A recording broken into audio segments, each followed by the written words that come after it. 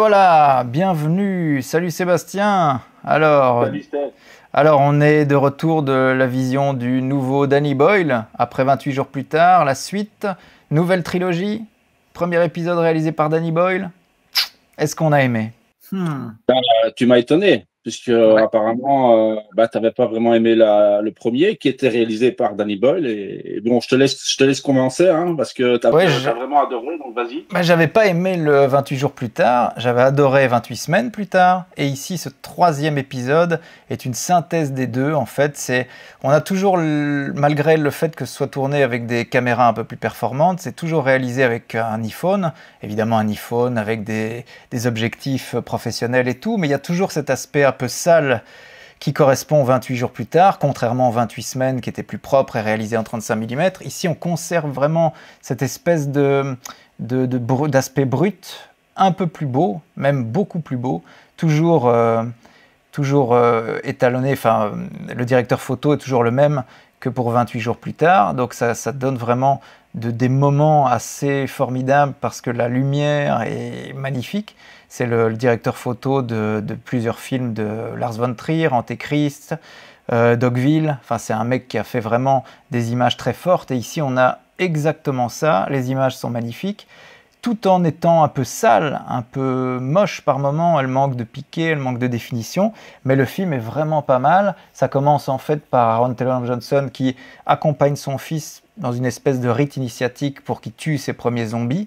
Et à partir de ce moment-là, on est dans le film, du début, enfin pas du début à la fin, mais la première partie du film, on est vraiment tendu, vraiment la narration est tendue comme un string, on n'arrive pas à s'en défaire, il y a vraiment une tension, il y a de l'horreur, on sursaute, on est vraiment pris. Et puis après, au milieu du film, il y a une audace de scénario qui est vraiment d'arrêter tout et de refaire le même parcours, mais cette fois avec la mère du petit. Parce qu'elle est atteinte d'une grave maladie et que l'enfant a appris qu'il y avait un médecin qui était de l'autre côté de cette île. Le médecin est incarné par Ralph Fiennes et donc il y a un nouveau itinéraire, mais cette fois entre l'enfant et sa mère. Donc il y a une espèce de miroir entre la relation entre le père, entre la relation avec la mère. Évidemment, ça, on le doit à Alex Garland. C'est peut-être le seul défaut du film, c'est que si on était resté avec le père dès le début, on aurait eu un film d'action vraiment qui n'arrête jamais. Là, à la deuxième partie du film, on retombe un petit peu et on se dirige vers un truc beaucoup plus humain, beaucoup plus contemplatif, un peu métaphysique par moment, puisqu'il va accepter le deuil. Je ne spoil pas, mais on a un peu compris, c'est un film sur le deuil. Et donc voilà, Alex Garland qui m'emmerde plutôt royalement dans ses films qu'il réalise. Ici, son scénario n'est pas mauvais. En tout cas, je soupçonne Danny Boyle d'avoir atténué tout ce que je déteste chez Alex Garland et d'en avoir fait quelque chose de beaucoup plus fort.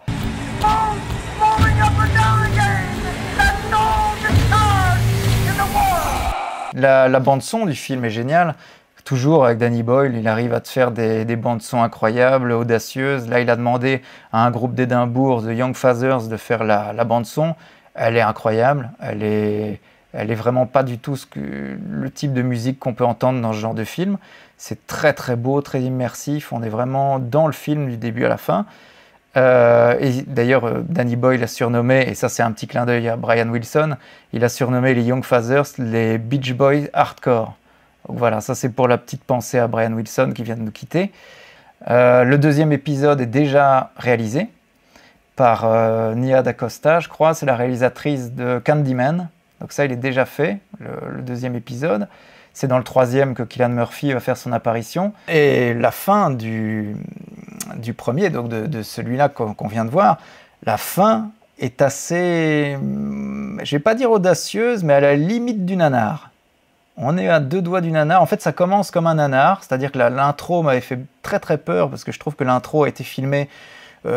C'est la scène qu'on voit dans la bande-annonce, où on voit les enfants qui regardent les Teletubbies et qui se font attaquer. Là, on est dans un film, je trouve, qui est étrange. On a déjà vu ça, on sent que c'est le passage obligé. Il faut montrer l'introduction, comment les zombies sont arrivés, enfin les infectés. Et c'est vraiment la partie la moins intéressante du film. Je pense qu'on n'en avait pas besoin, mais si ce n'est pour la toute fin du film, on avait besoin de cette intro, et elle est liée, donc les deux, l'intro et la conclusion, renvoient à ce côté nanar que le film a un petit peu. Donc ça, c'est le seul petit bémol, et encore qui n'est pas vraiment un bémol, parce que moi, ça m'a fait marrer, mais difficile de rester sérieux quand on voit le final de 28 ans plus tard. On avait parlé aussi des 20 caméras, des 20 iPhones qui sont fixés sur le corps des zombies. C'est totalement ridicule, parce que ça sert à rien. Moi, je pensais qu'ils allaient faire un bullet time intéressant, mais en fait, c'est un argument de montage, en fait. C'est que le fait d'avoir 20 caméras autour de lui, ben, ça permet juste, quand il a un impact de flèche dans la gueule, ben, de pouvoir faire un moment, une espèce de montage où on voit le moment où il reçoit la flèche de plusieurs angles différents. Donc ça n'est pas intéressant du tout, il aurait pu le faire au montage, donc c'est vraiment un bullet time du pauvre. Alors dans la bande-annonce, on avait aussi toute la bande-annonce de ce film, il y avait une voix qui parlait, qui disait « Boots, Boots, Boots », qui disait « on avance, on avance, on avance ». Et en fait, ça c'est un poème de Rudyard Kipling qui s'appelle « Boots », et qui a été écrit parce que ça parlait de la guerre des bourgs, donc entre les Anglais en Afrique du Sud. Et c'est un poème assez magnifique qui a été lu par un comédien, donc la voix qu'on entend dans la bande-annonce et dans le film, d'ailleurs c'est un beau passage ce moment-là, c'est la voix du prince Stéphane dans La Belle au bois dormant. C'est un acteur donc de 1900, il a enregistré ça en 1910, je crois, ou 12. Donc c'est l'acteur qui donnait sa voix à Stéphane dans La Belle au bois dormant. Et il n'a pas fait que ça, il a fait des tas de grands films. Et c'est vraiment un moment formidable où il y a cette voix, cette poésie qui résonne et qui est montée, parce que c'est très, très, très fort au niveau du montage, c'est très épileptique.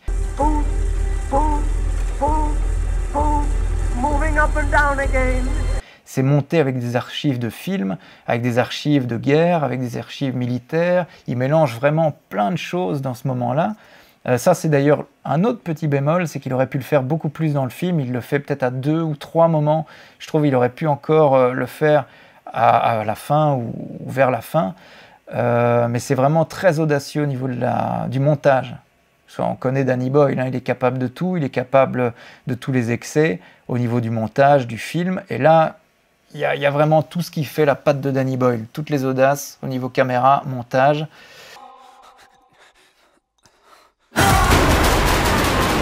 Surtout que je vois certains youtubeurs qui taxent le film de woke. Ça me fait toujours marrer. Ça, c'est dès qu'il y a un petit cunilingus, il déclare que c'est du wokisme.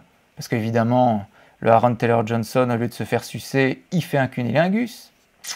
Donc ça suffit à dire que le film est woke.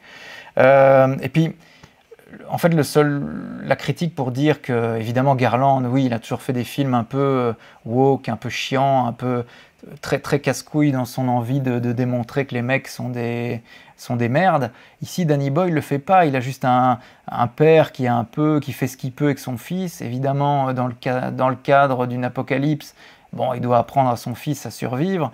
Mais ça fait pas de lui un salopard, et évidemment il trompe sa femme, donc ça fait beaucoup. Et donc c'est pour ça qu'il y a cette espèce de miroir où on passe... Aaron Taylor Johnson, il disparaît très vite dans le film, hein, première partie du film, après il est plus là, et on est avec la mère, donc c'est peut-être ça qui fait dire que c'est le côté Garland, le côté woke du film, mais pour moi c'est intéressant, parce que c'est le miroir, quoi.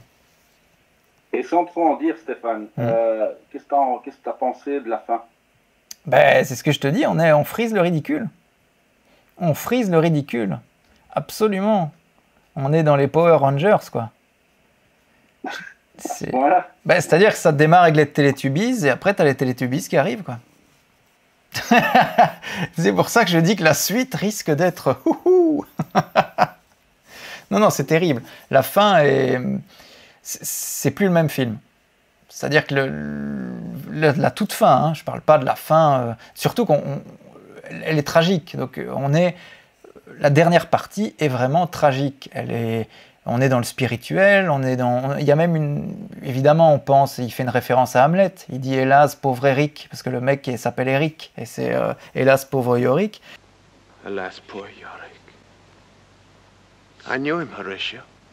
Et c'est une scène avec les crânes, tous les crânes qui forment cette espèce de mausolée dédié à la mémoire de tous ceux qui sont tombés.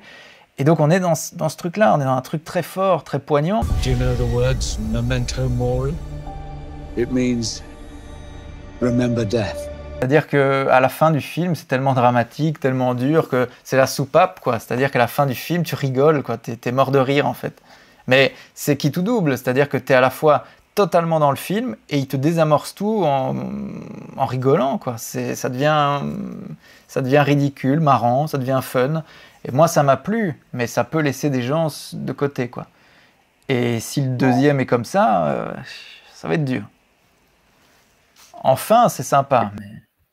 Je sais pas. Je pense pas qu'il sera comme ça tout. Enfin, voilà. Je sais pas. Ouais, c'est parce que c'est les personnages du premier, quoi. Tu vois. Donc c'est le personnage de l'intro du film qui reviennent à la toute fin adulte, quoi. Donc c'est eux les héros du prochain, quoi. Moving up and down again. Men go mad with watching him. Ça n'est pas totalement nouveau, comme je l'avais dit, c'est un film qui est vraiment balisé, on a déjà vu ça 20 fois, mais la différence, l'énorme différence avec tous les Walking Dead, toutes les séries comme ça qu'on a vues, c'est qu'il y a un réalisateur derrière et qu'on a une espèce de film qui fonctionne, quoi. On est dans un autre univers alors qu'il nous raconte l'éternelle histoire du papa qui va emmener dans un rituel son enfant pour qu'il chasse son premier zombie, tu vois, c'est le sujet est éculé à mourir. Et eh ben non, on est dedans. Et moi, je me suis surpris à être dans le film du début à la fin, en me disant, mais qu'est-ce qui va se passer, quoi? Mais qu'est-ce qui va se passer? Et donc, c'est vraiment, pour moi, une belle réussite, quoi. Donc, voilà. Ouais, allez-y, allez au cinéma, allez voir ce film, parce qu'il en vaut la peine. Et surtout, allez au cinéma, parce qu'il faut absolument que ce film marche, si vous voulez que cette saga continue. Et donc, n'hésitez pas. Moi, allez-y à fond, moi, je trouve. Si vous avez aimé... le 1 ou le 2 ou les deux, vous allez d'office. Voilà, si vous aimez le 1 et le 2, vous aurez... Toi, tu n'as pas aimé le premier, par exemple. Mais bon, voilà, bref. Ceux qui ont aimé au moins un des deux vont certainement aimer le 3. 7, 6, 11, 5, 4, 7... Voilà, donc c'était la critique de la suite de la nouvelle trilogie de Danny Boyle. Voilà, donc on a adoré, vous l'avez bien vu. On a hâte de voir la suite. D'ici là, donc mettez les commentaires pour dire ce que vous avez pensé. D'ici là aussi, revoyez la vidéo qu'on a faite sur les deux premiers 28 jours plus tard et 28 semaines plus tard. Surtout avant d'aller le voir au cinéma. Comme ça fait un bon résumé. Bravo, ça c'est l'argument de com, ça c'est magnifique, le publicitaire, c'est bien. Oui, il vaut mieux, parce qu'il n'y a pas de lien direct, mais c'est mieux d'avoir petite piqûre de rappel pour être totalement dans le film. Voilà, donc d'ici là, regardez des films. Toi, tu as plein de films derrière toi, tu as encore du pain sur la planche, tu as au moins 10 milliards de films à regarder en faisant ton sport. Regardez plein de films. Salut à toi, on se retrouve dans la salle, et prochain épisode de Fin de séance bientôt. Donc voilà, prenez soin de vous, voyez des films, et à bientôt. Ciao, à bientôt.